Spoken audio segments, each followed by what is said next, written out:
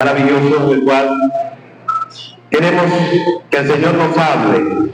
Yo le voy a invitar para que oremos al Señor, para que Él pueda, a través de este siervo, pueda hoy hablarnos de una manera especial a cada uno de nosotros, que pueda usar su palabra para que sea hoy esa que nos confronte, que nos corrija, que nos hable, que nos consuele también, que nos llene de paz. Así que yo le pido por favor a cerrar sus ojos. Si quiere puede inclinar su rostro allí, no se distraiga. Y comience usted allí de forma personal a darle gracias al Señor por este momento. Y dígale: estoy agradecido, Señor, por todo lo que has hecho en mi vida. Gracias por mi familia. Gracias por nuestra iglesia. Y gracias por la oportunidad que me das de estar aquí, Señor. Te pido que a través de tu palabra tú puedas hablarme, que pueda crecer en ella, que pueda crecer, Señor, en el conocimiento del Hijo de Dios, que también pueda crecer conforme a la estatura de ese varón perfecto, que es nuestro Señor Jesucristo, para hacer tu voluntad, para vivir conforme a tu propósito, para estar completos, para estar preparados para toda buena obra. Ayúdanos, Señor, y úsame como instrumento de honra, Señor, para que tu palabra pueda llenar los corazones conforme a la necesidad de cada quien. Yo te lo pido en el nombre de nuestro Señor Jesucristo. Amén. Mis hermanos, vivimos en una sociedad donde se practica el ojo por ojo, ¿verdad que sí? Vivimos en una sociedad en donde si alguien se nos atraviesa, nosotros le pitamos con la corneta del carro. Si alguien nos falta el respeto, nosotros le respondemos con la misma moneda, porque esa es la justicia humana y porque simplemente no nos vamos a dejar de los demás. Buscamos un equilibrio tal de que la gente no nos gane, de que quedemos por lo menos tabla.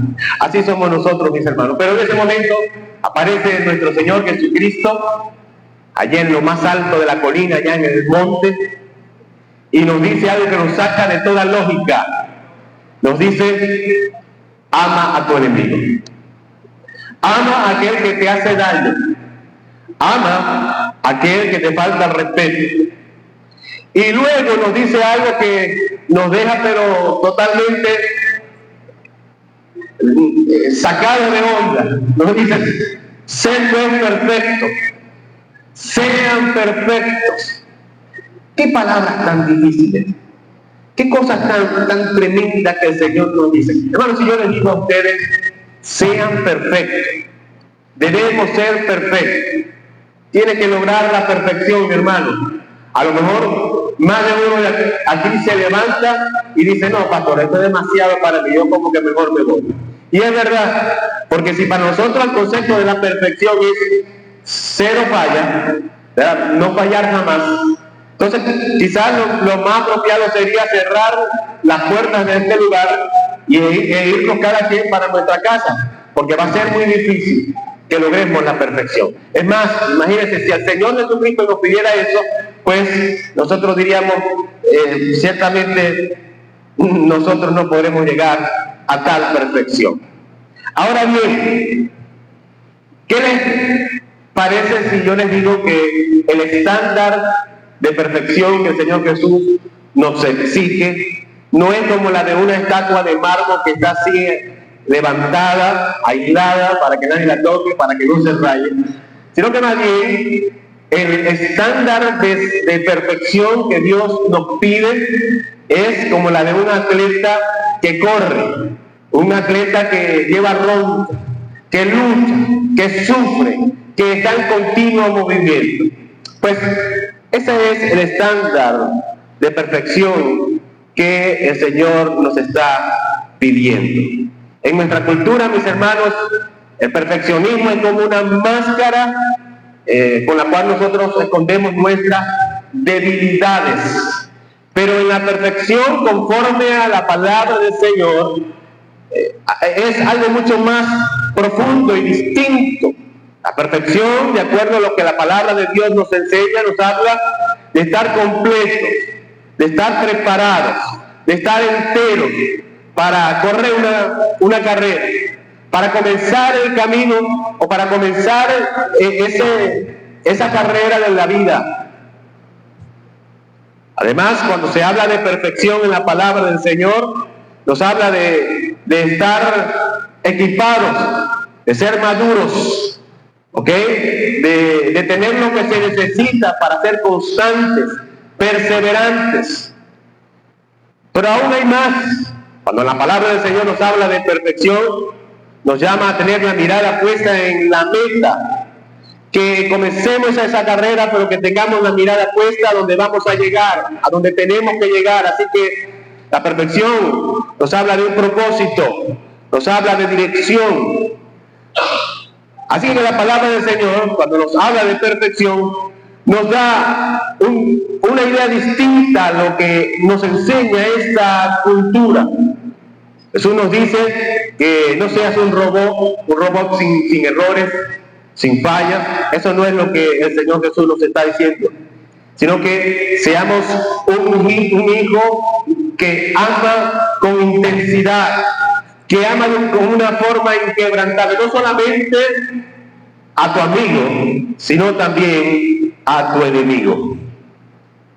Mateo capítulo 5, versículo 48 dice: sed pues vosotros perfectos, como vuestro Padre que está en los cielos es perfecto.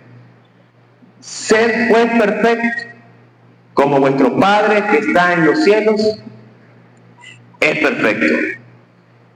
Hoy vamos a descubrir, mis hermanos, a través de la palabra del Señor, que la perfección de la que habla aquí este pasaje de Mateo no se trata de una meta de museo que podamos exhibir, sino más bien una herramienta de vida que pueda transformar nuestra sociedad. Porque el mensaje de hoy, hermano, no se trata de que podamos ser mejores personas a través de nuestros propios méritos, sino que podamos llegar a vivir bajo un propósito claro, que es el de reflejar al Padre Celestial en un mundo que ha olvidado amar.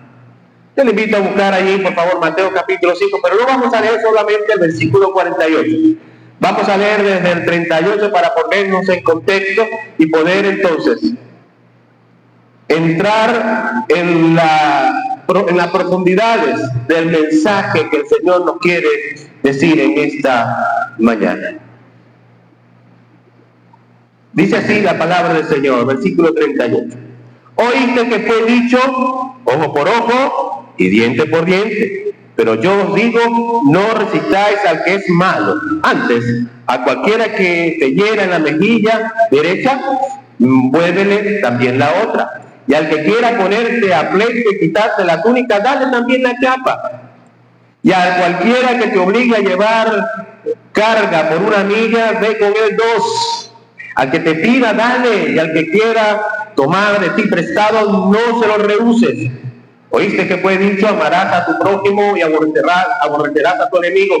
Pero yo os digo, amad a vuestros enemigos, bendecid a los que os maldicen, haced bien a los que os aborrecen y orad por los que os ultrajan y os persiguen, para que seáis hijos de vuestro Padre que está en los cielos, que hace salir su sol sobre malos y buenos, y que hace llover sobre justos e injustos.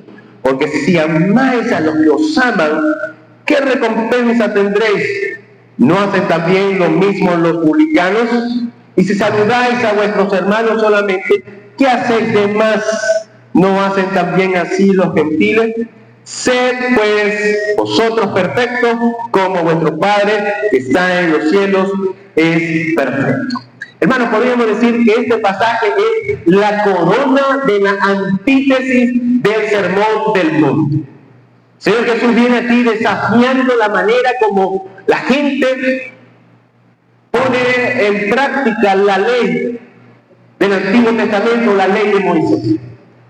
Aquí podemos ver cómo el Señor Jesucristo nos explica cómo debe ser el ciudadano del reino, El Señor Jesucristo no vino a abolir la ley, sino que vino a aplicarla, pero nos la vino a revelar de acuerdo a su propósito original, que pasa de una obediencia externa a una transformación interna. Es muy distinto a lo que se aplica o lo que se ve en muchos religiosos. Lamentablemente, en el tiempo de nuestro Señor Jesús, había muchos religiosos, habían sectas religiosas, hombres que estaban llenos de conocimiento de las leyes, hombres que estaban repletos de conocimiento de normas, de procedimientos, pero que muy por encima de eso no vivían absolutamente nada de lo que predicaban. Así que el Señor Jesucristo desafía aquí a esa interpretación reduccionista. En Levíticos, por ejemplo, ahí nos hace una referencia de lo que está diciendo aquí el Señor Jesús, cuando podemos leer allá en el capítulo 19, versículo 18, que debemos amar a nuestro prójimo. El Señor Jesús está haciendo referencia a esa palabra, que hablan acerca de la ley que había en el pueblo de Israel, que Dios le había dejado a través de Moisés. Y si usted lee bien, no va a leer que Dios estaba mandando a aborrecer a su enemigo. Pero lo que sí había allí es una interpretación mal hecha, en cuanto a que ese prójimo al cual se hace referencia solo abarcaba a un grupo, a su entorno, a su familia, a los que tenían allí, de acuerdo a su etnia, a los que tenían algún tipo de parentesco.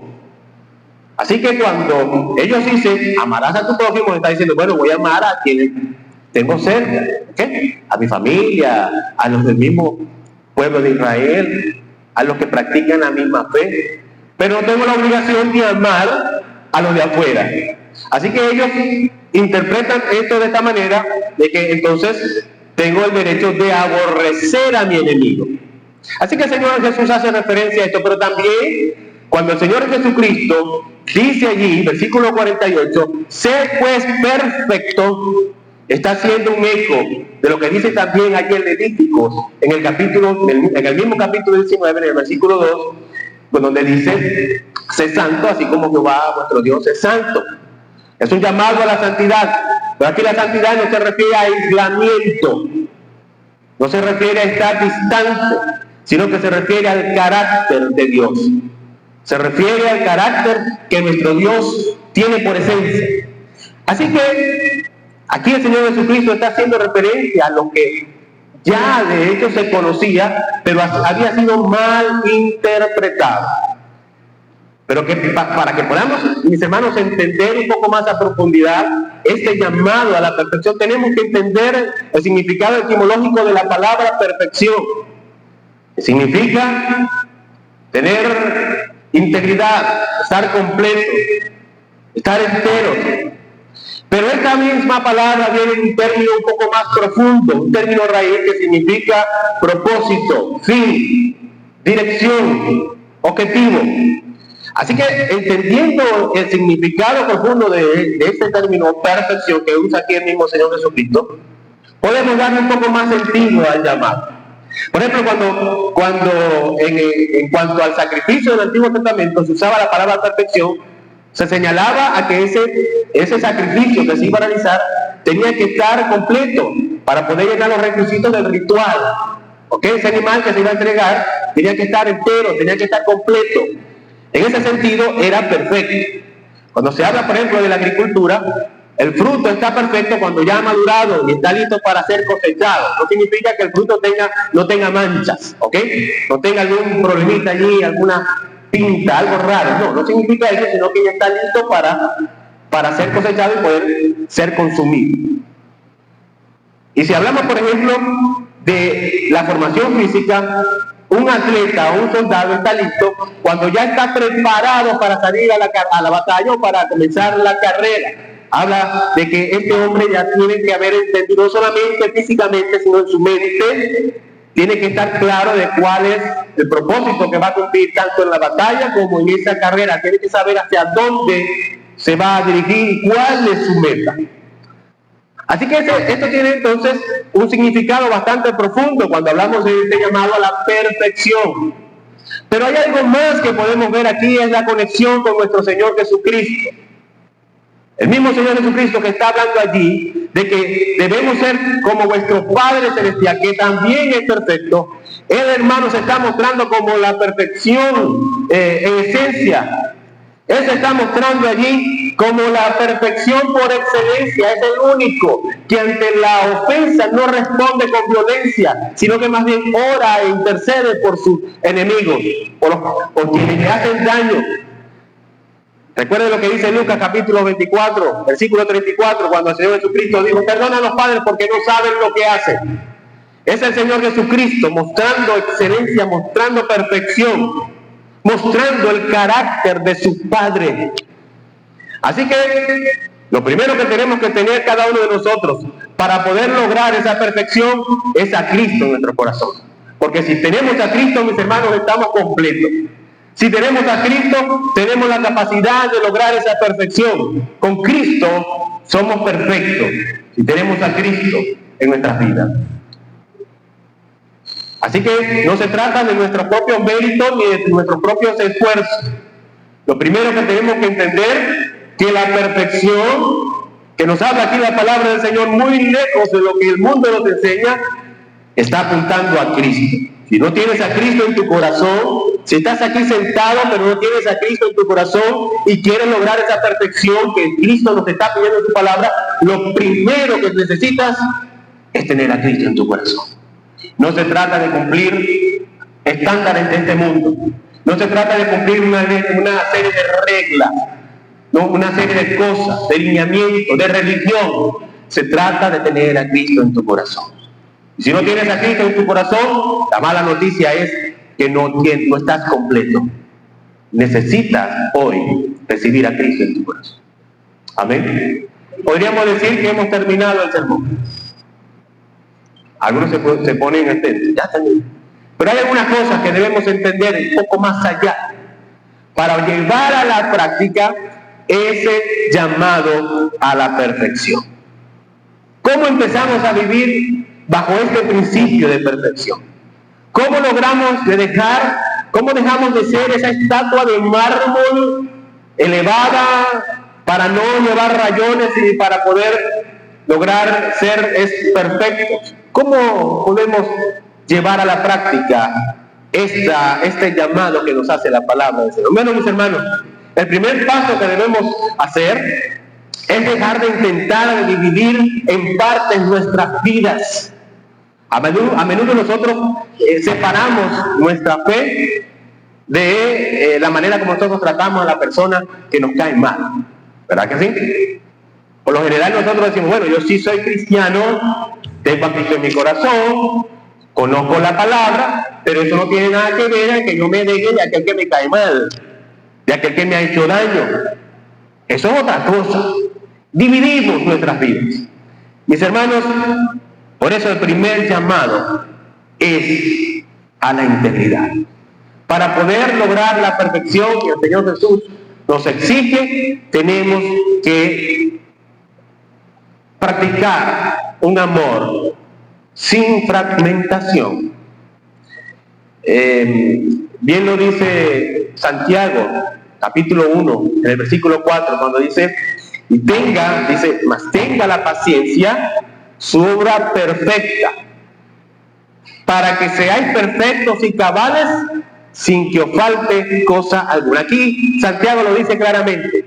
Si quieres estar íntegro, si quieres ser completo, tiene que crecer en ese carácter. Esa paciencia tiene que haber hecho su obra completa en ti. Cuando estás pasando por esa crisis, cuando estás pasando por esa situación que te pone a prueba, entonces tienes que dejar que ese carácter del Señor pueda dominar tu vida. Y esa paciencia, como fruto del Espíritu Santo dentro de ti, tiene que tomar control de ti para que tú entonces puedas llegar a esa integridad que el Señor nos está exigiendo. Imagínate, hermano, que estás frente a un espejo y el espejo está enterito, está perfecto. Tú te reflejas allí de manera completa, ¿cierto? Ahora imagínate que el espejo está roto. ¿Cómo te vas a reflejar allí? Si el espejo está fragmentado, ¿te vas a ver completo? No, ¿verdad? Te vas a ver por partes. Bueno, cuando nuestro amor está dividido, cuando amamos solo a nuestros enemigos, a nuestros amigos, pero aborrecemos a nuestros enemigos, a quienes nos miraron mal, a aquel hermano que nos dijo una cosa por aquí hace tiempo y le agarramos ideas. Cuando vivimos de esa manera, separando en parte nuestras vidas, hermanos, somos un espejo roto, somos un espejo fragmentado. Pero cuando hay un amor íntegro, cuando hay perfección, hermanos, estamos hablando de un espejo completo que refleja de forma completa el carácter de nuestro Señor. Así que no podemos pensar en la perfección así como el mundo lo quiere hacer ver. Porque cuando hablamos de la perfección bajo los estándares del mundo, tendríamos que aislarnos, tendríamos que alejarnos para no agarrarnos de rabieta, para no tener que escuchar o tener que quizás recibir alguna mala experiencia de otras personas. Tendremos que encerrarnos. Una vez un hombre que intentaba ser perfecto, un esposo intentaba ser perfecto, intentaba llegar a esa perfección, se aisló, se fue lejos, se alejó de su familia, de su esposa, y un día dijo, ahora sí he logrado la perfección. Y se fue corriendo para contarle a su esposa, entró a su casa, y le dijo, mi amor, ya llegué, ahora sí soy perfecto, he alcanzado la perfección total, no tengo ningún defecto ahora. Y la mujer estaba lavando ahí los platos y ni siquiera levantó la cara, sino que escuchó lo que el esposo le dijo y de manera sarcástica le dijo, mijo, ¿y cuándo vas a empezar a vivir con nosotros? ¿Qué balde de agua fría le dijo esta mujer? Mijo, ¿y cuándo vas a venir a la realidad? Porque mientras que viváis aislado, mientras que viváis en esa burbuja, claro, cualquiera es perfecto, pero hermanos, la perfección nos llama a vivir, a compartir, eso implica roce con las demás personas. No se trata de vivir, de que nadie me toque, que no me contamine con ningún problema, no, hermano. La perfección nos llama a vivir todas las experiencias y las crisis de este mundo bajo el mismo carácter. ¿Ok? Así que cuando hablamos aquí, mis hermanos, de alguien que, como este hombre que quiere buscar la perfección, no se trata de que este hombre era arrogante, sino que estaba desconectado de la realidad. Y cuando el Señor nos llama a ser perfectos, no nos está pidiendo que nos desconectemos de la realidad, sino que bajo la realidad de este mundo, nosotros podamos alcanzar el carácter de Cristo y vivir conforme a ese carácter de forma íntegra. Ese teólogo británico, John Wesley, no sé si lo han escuchado, dijo lo siguiente, dijo, la perfección cristiana no es impecabilidad absoluta, sino una totalidad de consagración a Dios que no deja áreas de la vida fuera del alcance de su amor. Qué bueno, esto sí es verdad. Porque hay que reconocer, mis hermanos, que muchas veces nosotros dejamos a Dios afuera del alcance de muchas áreas de nuestras vidas. No se trata de la impecabilidad absoluta, sino se trata de la totalidad, de la consagración a Dios. ¿Ya me está captando la idea? No se trata, hermanos, de que nosotros digamos al Señor, bueno, entra en mi casa. Por allá hay unos poetas que dicen, entra en mi vida y abre la puerta. Sé que en tus brazos ya no habrá noches desiertas. ¿Lo has escuchado? No sé quién dijo eso. Y somos así. Nosotros decimos, entra en mi vida, Señor. Abre la puerta. Entra y transforma mi corazón. Transforma mi casa. Pero no vayas a abrir el congelador, porque ahí estoy enfriando unos chistes de doble sentido, que cuando lo necesiten, lo saco y lo voy a usar. No te vayas a meter en el closet aquí, porque ahí estoy guardando bien ordenadamente todas las cosas que me dijo fulano de tal, porque lo estoy esperando en la bajadita y algún día lo voy a usar. O como le dije yo en algunas oportunidades, no te metas con el cuartico de querer, porque ahí estoy guardando unos deseos carnales. En el momento de la tentación los voy a necesitar, imagínate. No lo estoy practicando ahorita porque estoy viviendo una nueva naturaleza, pero quizás más adelante lo vaya a tener que utilizar, porque usted en el cuartico de Chéchere guarda cosas que hoy no las usa, pero usted piensa que dentro de 1, 2, 3, 4, 10 años lo va a usar, sí o sí. Bueno, así nosotros muchas veces somos. La pregunta aquí, mis hermanos, ¿qué áreas de tu vida le has cerrado la puerta a Dios? ¿En qué área de tu vida tú le has dicho, Señor, no te metas? Déjalo así. Hermanos, ser perfecto hoy significa invitar a Dios a sanar esas áreas divididas. No podemos presentarnos a Dios con una vida dividida. Tenemos que ser íntegros. Amén. Tenemos que ser. Ahora bien, abrir la puerta de nuestras vidas, mis hermanos, para ser íntegro, no es algo que se pueda dar tan fácil de la noche a la mañana. Algunos pueden decir, bueno, esto es muy fácil. Según lo está presentando el pastor, eso es muy fácil. No, para nada es fácil, mis hermanos. Es un proceso de crecimiento. Si la integridad es la base, hermanos, la madurez es el camino. Por lo tanto, mis hermanos, si hay una verdad en todo esto, es que nosotros tenemos que aceptar lo siguiente, que en el reino de Dios no se trata de qué tan alto nosotros gritamos, sino de la manera como nosotros reaccionamos ante la crisis. No se trata de cómo nosotros, hermanos, podemos gritar muy fuerte ante una situación difícil que se nos presenta con alguien, sino de la manera como reaccionamos ante esa situación. Esto nos lleva, hermanos, a entender la perfección como un acto de madurez. No solo es integridad, es madurez. Es dar ese paso, mi hermano, de la niñez a la adultez espiritual.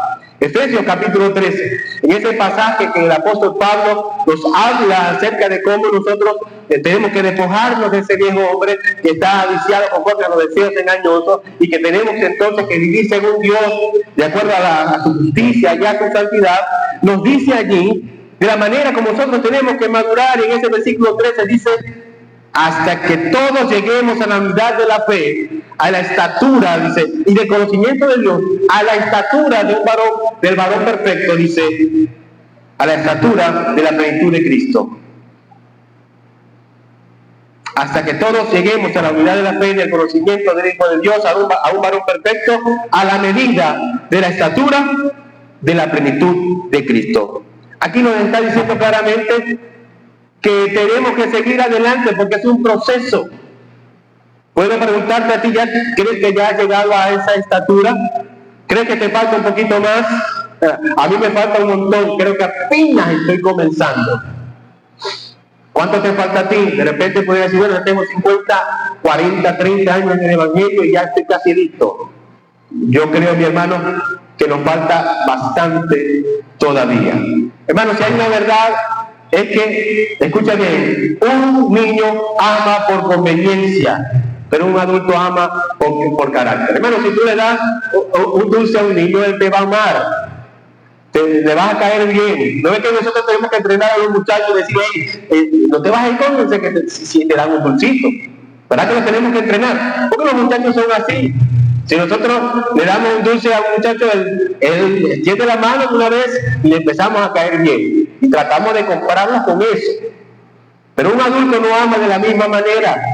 El adulto ama por compromiso y carácter, independientemente de lo que reciba a cambio. Bueno, por lo menos esto es el deber ser. ¿Ok?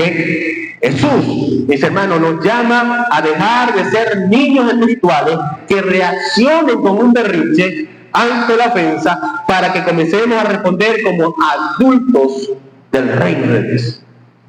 Ese es un gran llamado que el Señor nos está haciendo aquí en su palabra. Ese pastor y teólogo alemán, que ya lo he mencionado, Dietrich Bonhoeffer, que me gusta leer mucho acerca de él, porque es un gran defensor del amor y la hermandad cristiana, de la palabra del Señor, dijo esto, fíjense, la madurez no se mide por cuánto sabes, sino en cómo eso que sabe se transforma en amor hacia el prójimo. No se trata de cuánto conocimiento tenga de la palabra del Señor, como los fariseos, como los saduceos y como cualquier otro religioso. No se trata de cuánto conocimiento tenga de la palabra del Señor, sino de cómo usas ese conocimiento para reflejar el amor de Dios hacia los demás. De eso es lo que se trata la enseñanza, el llamado a la perfección. Hermanos, ante la próxima ofensa que vas a recibir, escúchame bien, ¿cómo vas a reaccionar? En la próxima ofensa que te hagan, sea tu esposo, tu familia, sea el hermanito aquel odioso que siempre anda buscando la manera de hacerte sentir mal, o ese de la calle, del vecino, de la tienda, ante la próxima ofensa que recibas, hermano, ¿cómo vas a reaccionar? Piensa por un instante, ¿vas a reaccionar como un niño herido o vas a reaccionar como un hijo maduro que va a reflejar el carácter perfecto de su padre? Hazlo de manera práctica. Cuando venga esa ofensa, pregúntate eso. A partir de ahora, cuando salgas de aquí y recibas aquella mala contesta, piensa antes de responder, ¿cómo reacciono?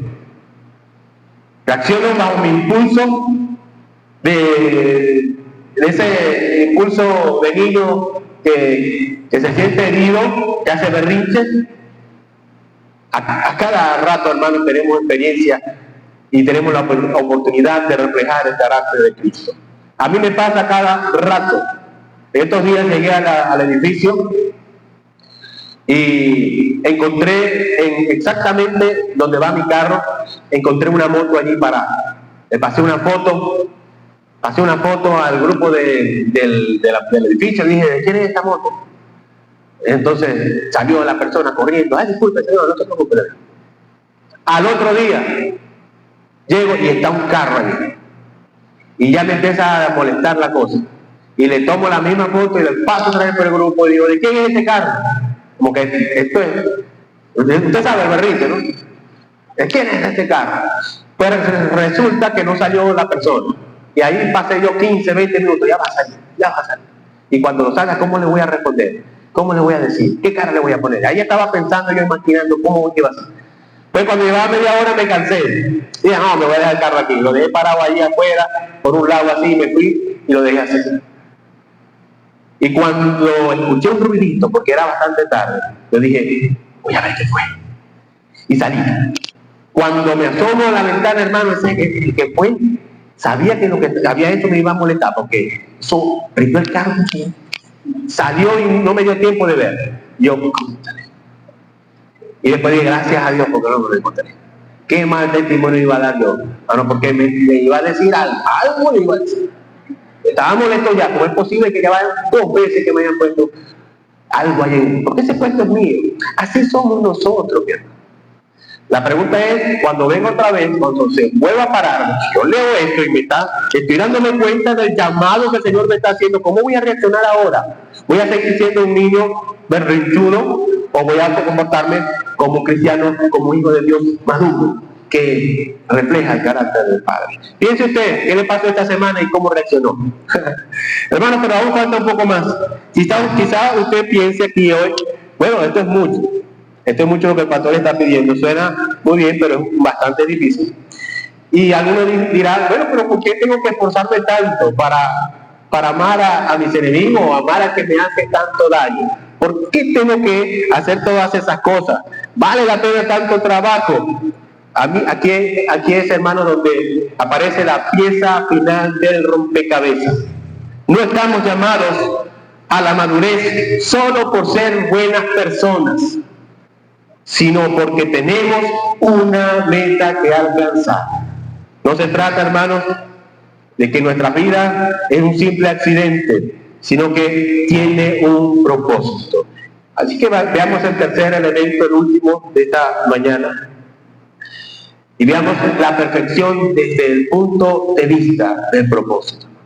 Así como la perfección señala la integridad, señala también la madurez, también nos señala el cumplimiento de nuestro propósito. El apóstol Pablo le dice a los filipenses en el capítulo 3, versículo 12, no que lo haya alcanzado ya, ni que ya sea perfecto, sino que prosigo para ver si logro hacer aquello por lo cual fui también nacido por Cristo. Es decir, el apóstol Pablo dice, no es que yo haya alcanzado la meta, sigo adelante para ver si logro cumplir ese objetivo para el cual fui llamado. Tengo que seguir adelante a ver si lo logro alcanzar. Y lo digo fue el apóstol Pablo. Imagínense qué nos queda para nosotros. Aquí la idea, mis hermanos, es que fuimos diseñados para un fin. ¿Cuál cree que es nuestro fin? ¿Cuál cree que es el propósito del creyente? ¿Brillar para que todos nos vean a nosotros?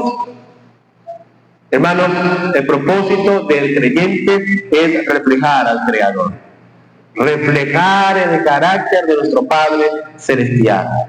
Un cristiano que no ama al enemigo es como una lámpara que no brilla. Puede estar muy limpia, pero si no brilla, no cumple su función. Así de simple.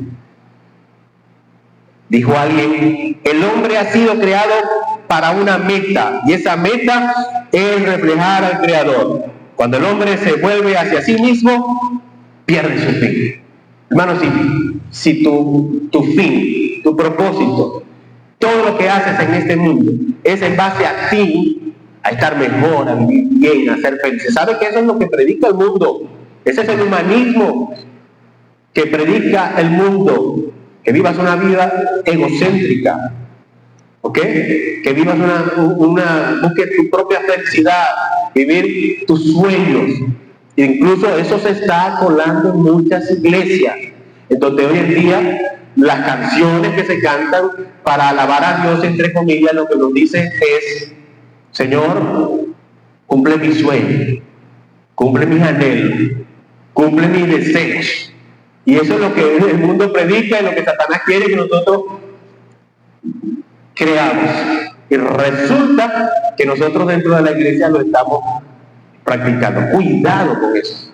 Porque no se trata de lo que nosotros queremos, sino se trata de cuál es el propósito de Dios para ti. ¿Cuál es el propósito de Dios para ti? Entonces, hermanos, que reflejes el carácter de Cristo. Esta semana, elige un acto de gracia con aquella persona que quizás no se ha ganado tu bondad. ¿Quién es esa persona que no se ha ganado tu bondad? ¿Cuál es ese familiar que no se ha ganado tu cariño? Esa suegra que no se ha ganado nuestro aprecio. Vamos a elegir hacer un acto de gracia con aquella persona, hermano. De forma práctica, intencional. Piensa en esa persona que usted sabe que muy lejos de haber ganado su amor, lo que ha venido ganando es ese sentimiento de rechazo. Y decida, en obediencia a la palabra del Señor, cumplir el propósito que Dios le ha dado, demostrar su gracia, demostrar su amor. Vaya y haga algo bueno por esa persona. Acérquese a esa persona, llévele un dulcito. Si es el pastor, regálele algo allí. Pero hágalo, hermano. Al final del día, hermanos, esto nos confronta con una pregunta. ¿Estamos viviendo para ganar discusiones o para ganar corazones para el reino? ¿Cómo estás viviendo? Algunos están viviendo solamente a la defensiva para ver cuántas peleas vamos a ganar. Así vivimos a veces dentro del hogar, los matrimonios. Cuidado. No vivamos para ganar discusiones, sino para ganar corazones para el reino de Dios. Ya hemos visto, hermano, entonces que la perfección es, diga conmigo, integridad, es madurez y es propósito. Pero todo esto se resume, mis hermanos, en algo que quiero decirles para terminar. El desafío central de este mensaje, hermano, es la invitación que nos hace el Señor Jesús. Jesús nos invita a pasar de una justicia aritmética, es decir, de recibir lo que queremos o lo que merecemos, mejor dicho, a una justicia de gracia, que es dar lo que se necesita. Esta conducta no busca cambiar al enemigo mediante la fuerza, sino mediante la manifestación del amor incondicional que caracteriza al reino de Dios. Así que tenemos un llamado al compromiso, mis hermanos. Hoy, yo no les estoy pidiendo a ustedes que sean perfectos conforme al diseño de la perfección o del perfeccionismo de este mundo. No quiero que ustedes salgan de aquí sintiéndose más buenos de lo que usted es o de lo que usted cree que es. No. Aquí yo lo que quiero pedirles, mis hermanos, a través de este mensaje, es que salgamos con la actitud de ser distintos. Que salgamos aquí decididos a ser distintos y que busquemos esa perfección conforme a la palabra del Señor. Es un compromiso que debemos asumir. No esperar a que ellos cambien, que los demás cambien para nosotros cambiar, sino que nosotros debemos tomar la iniciativa de la gracia. ¿Quién se atreve, mis hermanos, a dejar la aritmética de la venganza y asumir la matemática de la gracia para reflejar el amor de Dios? ¿Quién quiere comprometerse en este día? ¿Quién quiera comprometerse a vivir reflejando el carácter de Dios en integridad? Quien quiera comprometerse hoy a seguir ese camino de madurez y quien quiera comprometerse a vivir bajo ese propósito, póngase de pie y vamos a orar. Si usted está convencido de que este es el llamado a la perfección que nos hace aquí la palabra del Señor, órele de todo corazón al Señor y comprométase con Él. No conmigo, no con los ancianos, no con la persona que tiene allí a su lado, sino comprométase con el Señor. Oh Señor, aquí estamos en este día, queremos ser distintos, queremos cambiar. No queremos mostrar una obediencia externa, sino una transformación interna. Queremos realmente, Señor, reflejar tu carácter, no en una sola área de nuestras vidas o en algunas áreas de nuestras vidas, sino en todas.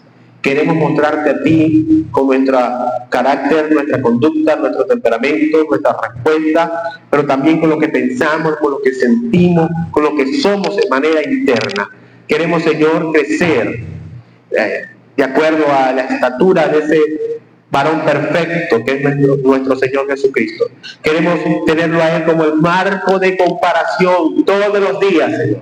De no esperar el cambio de los demás, de no medirnos conforme a la moralidad de otros, sino vivir de acuerdo al estándar que nos presenta nuestro Señor Jesucristo, una perfección en cuanto al carácter, una perfección en cuanto al amor completo. Ayúdanos a ser espejos completos, Señor, que reflejen tu amor. Y permite, oh Dios, que podamos vivir con nuestros ojos puestos en Cristo, quien da la fe, quien es la fuente de nuestra fe, como lo dice el libro de los Hebreos, quien es el autor de nuestra fe, pero también quien es el que perfecciona nuestra fe, quien consuma nuestra fe, quien nos hace completo. Ayúdanos a vivir en Cristo, Señor, reflejando a Cristo, puesto los ojos en Cristo en todo tiempo, Señor. Te lo pedimos en el nombre de nuestro Señor y Salvador Jesucristo. Amén. El Señor le bendiga, mis hermanos, pueden tomar asiento.